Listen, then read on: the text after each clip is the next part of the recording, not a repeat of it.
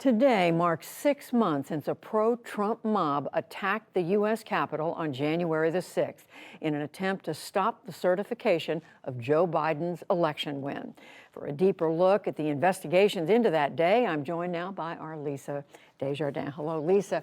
So tell us now, where does it stand in terms of finding out and arresting those who broke into the Capitol? Let's talk about this sweeping investigation that's been all around the country, led by tips in part to the FBI. Here's where that stands. So far, the FBI has arrested about 535 people in these investigations. Now, from that group, 10 have pleaded guilty themselves. The rest have cases pending.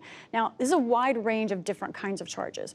Almost everyone in that group has been charged with improper entry, but a smaller group has been charged with conspiracy, and over 100 people have been charged with assault. Over 100 police officers were assaulted in that attack, and that's what those charges are part of. Now, there are still some 300 suspects that the FBI would like to identify and find. They uploaded 11 new videos today of faces that they want Americans to look at and see if they can identify. But among those who haven't been identified are the people or person who planted the pipe bombs at the Republican and Democratic National Committee headquarters. A couple of other notes.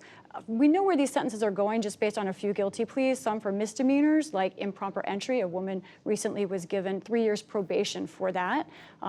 She apologized in court, and that's why she got a lenient sentence. But on the other hand, we just saw a guilty plea from an oath keeper who pleaded guilty to conspiring to, in fact, trying to overturn the election.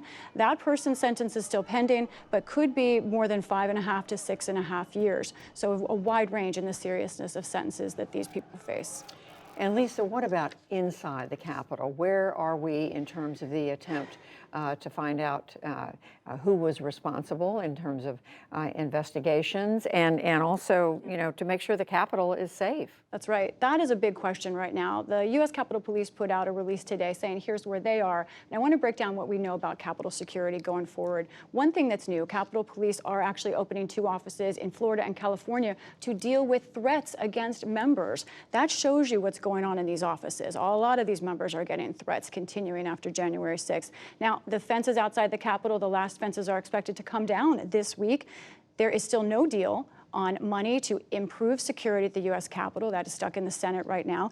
And in addition, I have to say, Capitol Police at this moment still cannot call in the National Guard for an emergency on their own. They still have to go through red tape to do it. So in other words, where we are is a lot of issues unresolved. Now, House Democrats passed a select committee to look into this because they could not get agreement on a bipartisan commission. That is operating. 8 appointed by Nancy Pelosi and 5 could be appointed by Republicans. We'll see if they do it. That will be probably the next thing to watch.